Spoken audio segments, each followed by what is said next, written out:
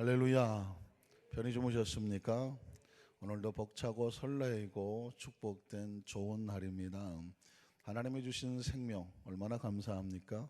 그리고 이 땅에 하나님께서 축복하시는 대한민국에, 물론 전 세계 아름답지 않은 것이 없고 축복의 땅이 아닌 것은 없지만, 이 시대에 또 이 나라에 또 이곳에 우리 함께 만나서 하나님께 예배하게 하신 것도 하나님의 특별한 섭리와 계획 속에서 역사하시고 우리에게 축복을 주신 줄로 믿습니다.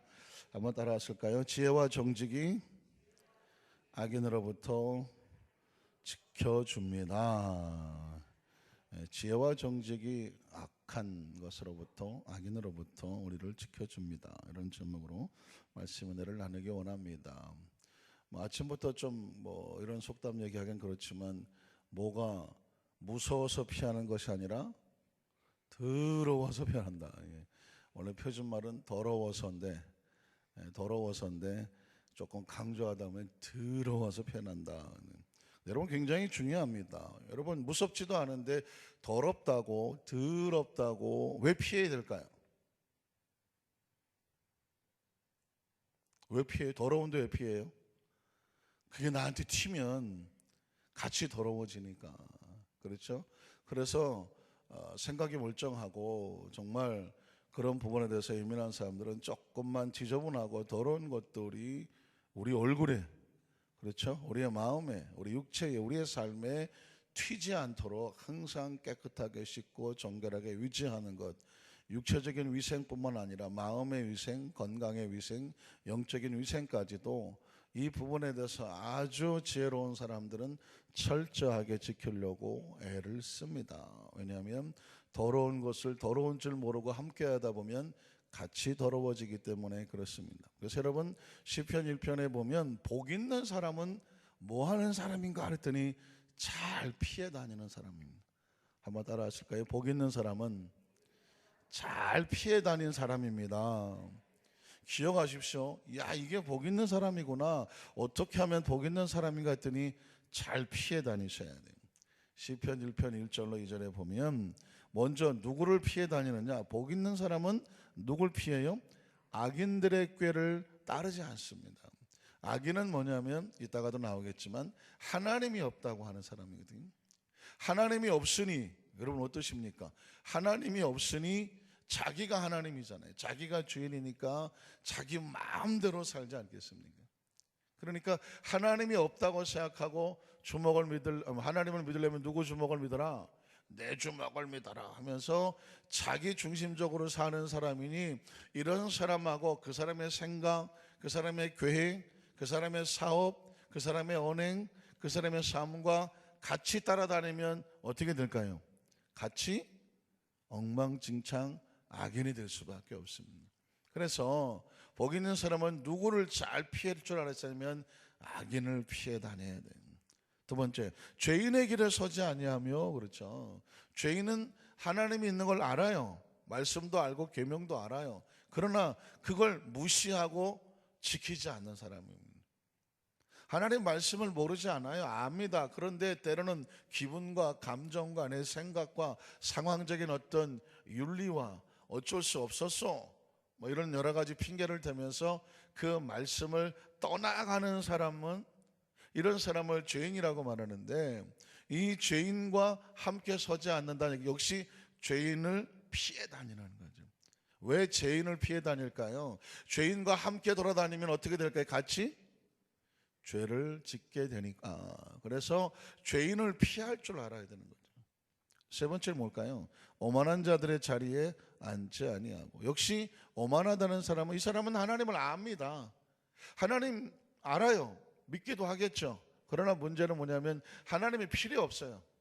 하나님 잘 먹고 잘 살고 이만하면 표현이 좀 그렇지만 떵떵거리고 부족함도 없고, 굳이 내가 하나님 앞에 나가서 또 달라고 기도할 것도 없고, 난 부족한 게 없어. 어려운 것도 없고 힘든 것도 없어. 그냥 나는 나 혼자 내버려둬, 나 혼자 잘 살게 하는 걸 뭐라고 말해요? 오만한 삶이에요. 하나님과 상관없이 하나님을 믿지도 않고 그냥 나 혼자 그냥 살아도 돼라고 하는 사람인데, 오만한 사람인데, 요 오만한 사람이 잘 분별하기가 힘들어요. 악인도 잘 분별이 되고 죄인도 벌써 성도들 보면 이건 안 되겠구나 분별이 되는데 이 오만한 자가 분별이 안 돼. 왜냐하면 하나님을 믿어요. 우리 공동체 속에도 있을 수 있어요. 근데 문제는 뭐냐면 이게 맞는 표현일지 모르겠지만 하나님 머리 꼭대기에 올라가 계셔서 하나님하고는 따로 놀아. 이게 참 오만하다는 게 무서운 겁니다. 그런데 그 오만한 자들의 자리에 앉지 않는다 그러는 걸 보면 복 있는 사람은 뭐가 필요하냐면 영적인 분별력이 필요합니다. 그래야 악인을 피하지, 그래야 죄인을 피하지, 그리고 무엇이 오만한 것인지를 알아서 그 오만한 자리를 피해낼 수 있는 것입니다. 그래서 여러분 잠언 17장 12절이라고 나중에 한번 찾아보시면 이런 말씀이 나옵니다. 어떤 말씀이 나오냐면 혹시 들어보셨습니까? 새끼 빼앗긴 암콤을 혹시 만나시죠? 여러분 암콤이 새끼를 빼앗겼어요. 어떻겠습니까? 상상이 되십니까? 어마어마하게 울부짖고 그냥 뭐 걸리기만 하면 다 죽는 겁니다. 새끼를 뺏겼으니까. 그러니까 막 울부짖으며 새끼를 찾으려고 눈에 보이는 게 없어요. 그래 차라리 이런 새끼 빼앗긴 암컴을 만나라. 누구를 만날 바에는 미련해서 미련하게 행하는 사람을 같이 읽어볼까요? 차라리 새끼 빼앗긴 암컴을 만날지언정 미련한 일을 행하는 미련한 자를 뭐하지 마라? 만나지 말아요. 이 이야기는 뭐냐면 미련하다는 얘기는 영적인 분별력이 없어요. 자, 여러분 지난 시간에 말씀하기를 하나님의 말씀과 지혜를 통해서 어떤 상황이 옳은지를 정확하게 분별해낼 수 있는, 그래서 행할 수 있는 사람을 어떤 사람? 명철한 사람이라고 말했습니다. 그러니까 지혜가 필요한데 지혜는 왜 필요하냐? 분별하려고 필요한 것이고 분별만 가지고 안 된다. 그거를 지켜 행할 수 있어야 되는 것을 명철한 사람이라고 말하는데 우리에게는 지혜와 명철이 다 같이 필요합니다. 그런데 이 지혜와 명철의 분별력과 행하는 능력이 없으면 미련한 자가 되거든요. 그러니까 뭐가 악인인지도 모르고 뭐가 죄인인지도 모르고 뭐가 오만한 자인지를 모릅니다. 그러니 지혜와 명철이 없으니 할 수 없이 미련한 자가 되니까 행동하는 모든 것들이 뭐가 되냐면 미련할 수밖에 없습니다. 새끼 빼앗긴 암컴을 만나서 구사일생으로 목숨을 건질 수 있는 확률이 있을지 모르겠지만 그러나 미련한 일을 행하다가 미련하게 분별하지 못하는 사람은 확률이 없어요. 이거는 살아날 확률이 없어요. 그래서 차라리 곰을 만나라. 혹시 살아날 확률이 있을지 모른다. 그러나 미련해서 분별하지 못하는 사람을 만나면 이건 살아날 확률이 1%도 없다. 왜? 끝이 정확하기 때문에 그렇습니다. 자, 그래서 우리 첫 번째로 악인이 뭘까? 그러면 우리가 피해야 될 악인이 어떤 사람일까? 성경은 악인에 대해서 이렇게 표현합니다. 시편 10편 2절에 보면 악한 자가, 악인이 뭐냐면 교만하죠. 하나님이 없으니까 교만하여 가련한 자를 심히 압박하더라. 그러니까 이 악한 자들은 가난하거나 불쌍하거나 어려움을 당하는 사람을 심히 무시하고 압박하고 핍박합니다. 다윗은 그래서 그들이 자기가 베푼 꾀에 빠지게 하소서. 다윗이 악한 자를 하나님께 맡기는 그런 기도를 하고 있는데 악한 자는 교만하고 가련한 자를 심히 압박하더라. 또 시편 3절에 보면 악인은 그의 마음에 욕심을 자랑합니다. 탐욕을 부리는 자는 야훼를 배반하여 멸시합니다. 그러니까 악인은 뭐냐? 그의 마음속에 그냥 분수에 넘치는, 하나님과 상관없으니까 자기 마음에 욕심을 자랑하고 욕심으로 가득 차고 탐욕으로 가득해 있는 사람인 악인이다. 4절에 보면 악인은 또 그의 교만한 얼굴로 말하기를 하나님께서 이를 감찰하지 않냐. 하나님이 어디 있냐? 내가 하는 모든 행동을 누가 알겠느냐? 하나님은 지금 내가 하는 일을 모른다. 이유가 뭐냐? 그의 모든 사상에, 생각과 사고에 하나님이 있습니까? 없습니까? 하나님이 없다라고 말합니다. 그러니까 악인이, 누가 악인이냐? 하나님이 없이 행동하는 사람은 무조건 악인입니다. 교만하고 탐욕하고 그리고 어려운 사람들을 핍박하죠. 자, 그래서 시편 7절로 11절에 보면 이 사람은 그 입에 나오는 말을 보면 이 사람이 악인인지 아닌지를 알 수가 있습니다.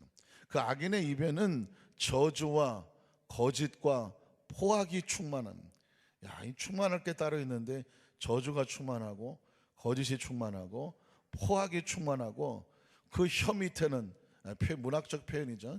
그 혀 속에는 입술에는 잔해와 죄악이 가득합니다. 아주 그냥 냉정하고 그냥 핍박하고 그가 마을 구석진 곳에 앉으며 은밀한 곳에서 그러니까 숨어서 하는 행동이 무지한 자를 죽이며 그의 눈에는 가련한 자를 차서 어떻게 하면 저 욕보일까 엿보나이다.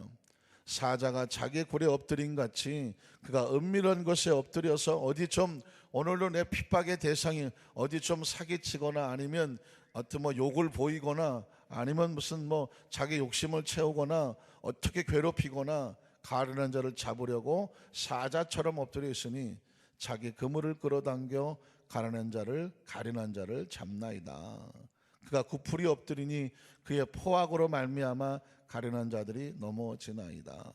그가 그의 마음에 이르기를 하나님이 잊으셨고 그의 얼굴을 가리셨으니 영영이 보지 아니하시리라나이다. 다윗의 입술을 통해서 악인은 딴 게 아닙니다. 하나님을 무시하고 하나님이 없다고 하고 또 하나님하고는 전혀 하나님 어디 있어 이걸 알겠어?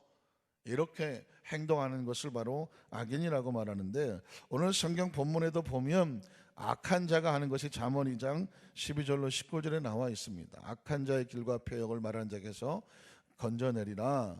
자, 이 무리는 정직한 길을 떠나서 어두운 길로 행하며 행악하기를 기뻐하며 악인의 패역을 즐거워하나니 그 길은 구부러지고 그 행위는 패역하니라.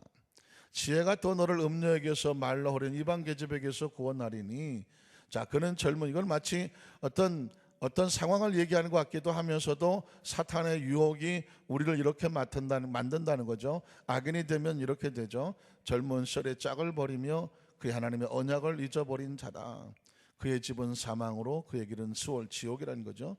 지옥으로 기울어졌나니 누구든지 그에게로 악을 행하고 악인과 동행하고 죄인의 길에 서고 오만한 자리에 함께하면 가는 자는 돌아오지 못하며 또 생명길을 알지도 못한다라고 말하고 있습니다. 그러니까 사실상 우리가 성경 속에서 악인이 어떤 사람인지에 대해서 정확하게 정의를 해주는 걸 우리 머릿속에 입력을 해 놓아야 되죠. 이건 잘못된 거구나 하고 이것을 알게 되면 두 번째 아셔야 될 것은 뭐냐면 악인의 최후는 어떻게 될까요? 악인들의 최후.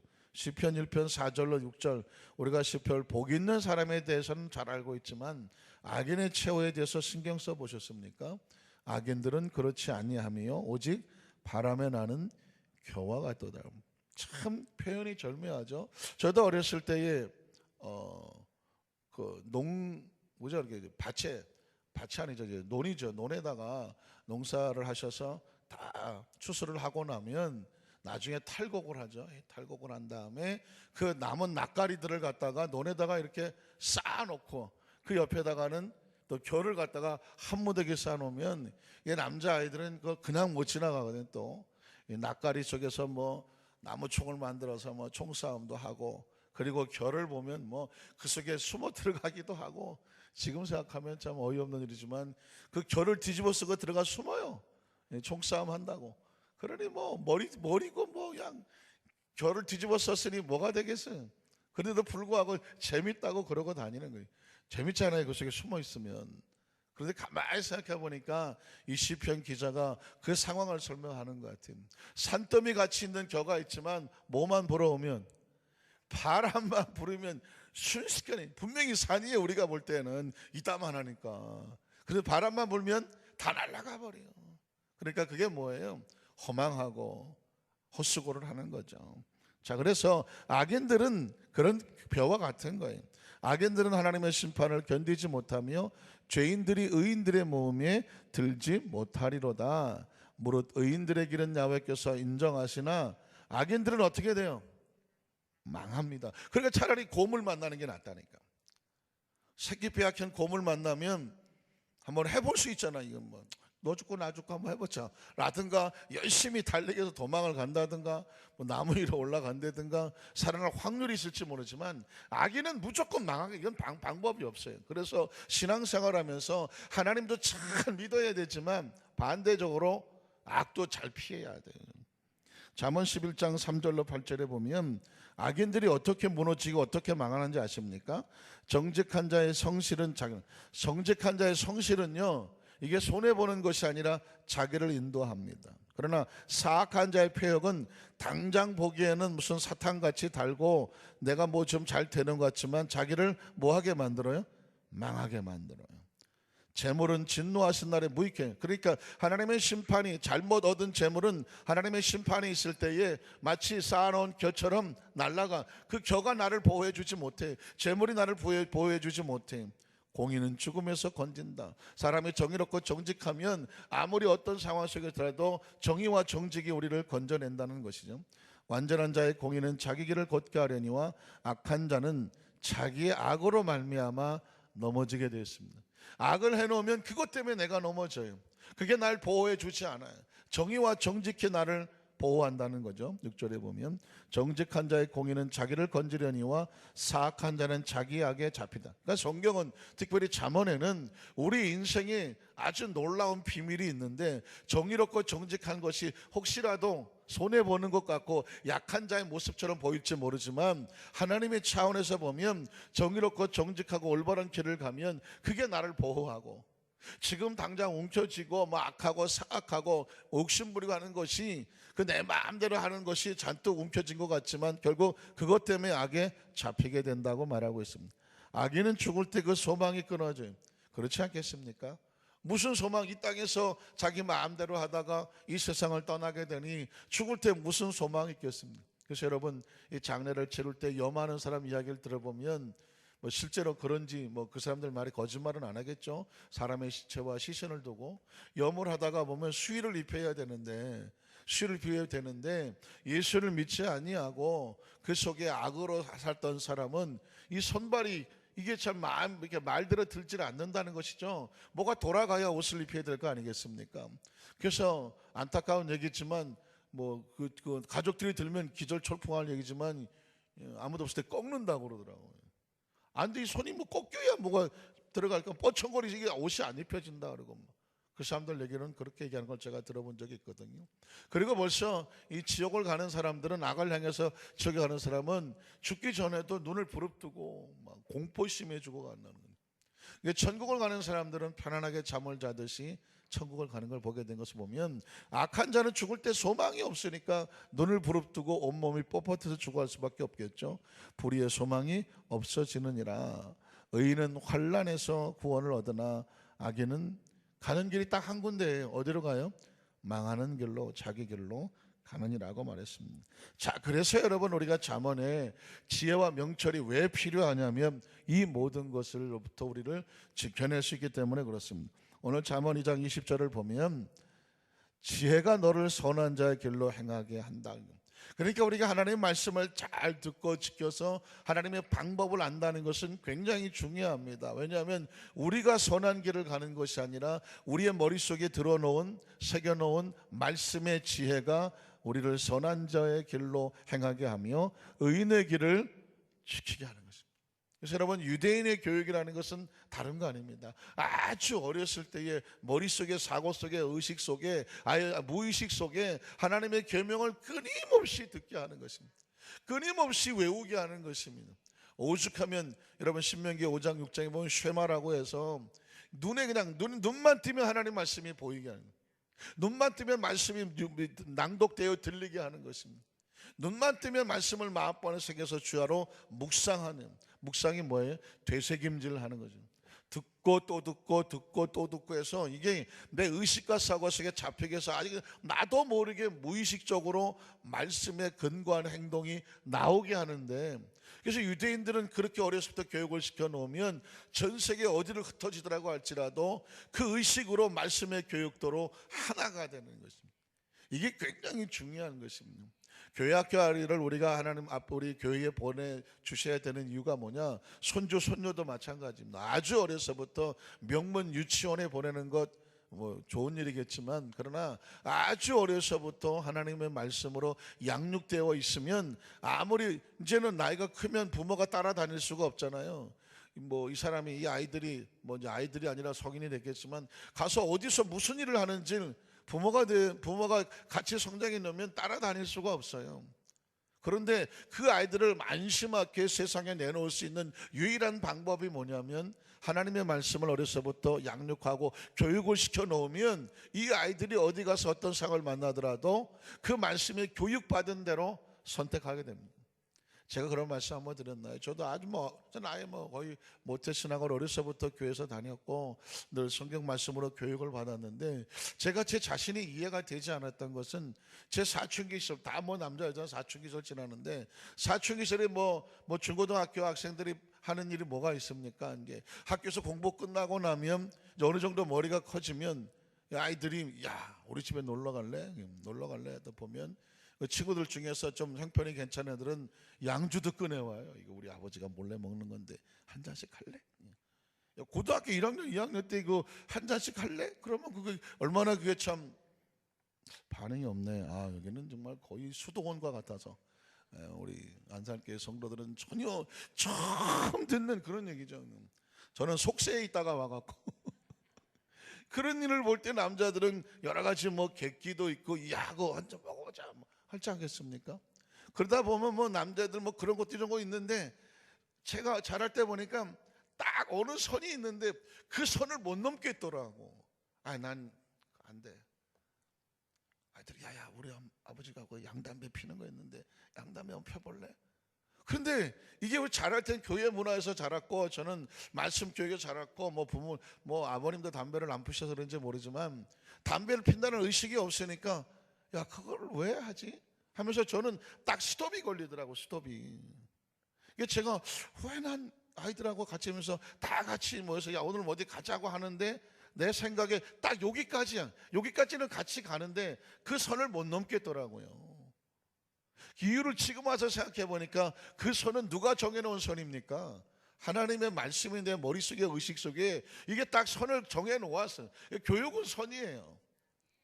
그 선을 그래서 제가 오늘날 그래도 참 여기까지 보호돼서 왔지 그 선을 넘어가면 사람이 엉망. 그래서 제가 뼈저리게 느낀 게 뭐냐면 고등학교 2학년 때인가요? 크리스마스 때 친구들하고 이제 크리스마스 준비하고 그렇게 이제 준비하고 있는데 길에서 중학교 동창을 만나서 아주 친한 애인데 정말 친한 애인데 동창을 만났는데 이놈이 고등학교 2학년 때 만났는데 고등학교를 따로 갔거든요. 따로 갔는데 이놈이 머리를 빡빡 깎고 길거리에서 하면 비틀거리고 술 취해서 돌아다니더라고.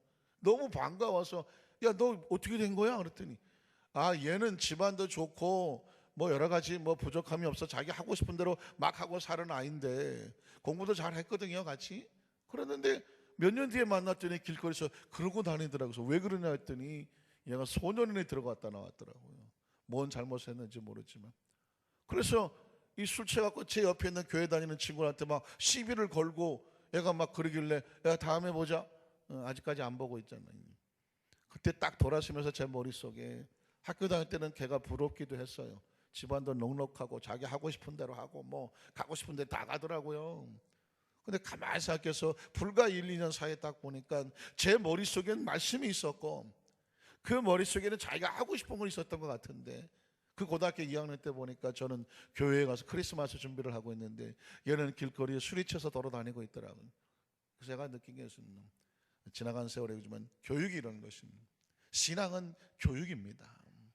이 세상을 살아가면서 우리가 왜 이 새벽에 나와서 또 말씀을 듣고 또 주일을 또 새벽을 또는 차례 예배를 또 수요예배를 오셔 말씀을 계속 듣습니까? 이 세상이 얼마나 비틀거린지 아십니까? 그 세상 속에서 우리가 올바로 잘 걸어가기 위해서는 하나님 말씀이 중요해요. 여러분 지금 ISN에서 이 전 세계 테러 공포를 몰고 있는 사람들 그 사람도 하나님 안 믿는 사람 아닙니다. 그런데 교육 안 받은 사람 아닙니다. 그런데 잘못된 하나님 알라라고 하는 오직 알라가 유일하다. 그리고 여러분 혹시 보셨겠지만 그들이 가르치는 걸 보면 도무지 도덕도 없고 인권도 없고 상식도 없는데 많이 죽여야 알라가 기뻐하신다. 그냥 여자들은 함부로 물건 취급하고 죽여라. 그리고 그 포교를 위해서 그냥 될 수 있으면 이 세상에 어떤 여자든지 많은 여자들하고 결혼을 해갖고 자식을 많이 낳아갖고 전부 이슬람으로 문화시키는 이런 것들은 이건 상식이 아니고 도덕도 아니고 인권도 안 되고 사람도 아니에요.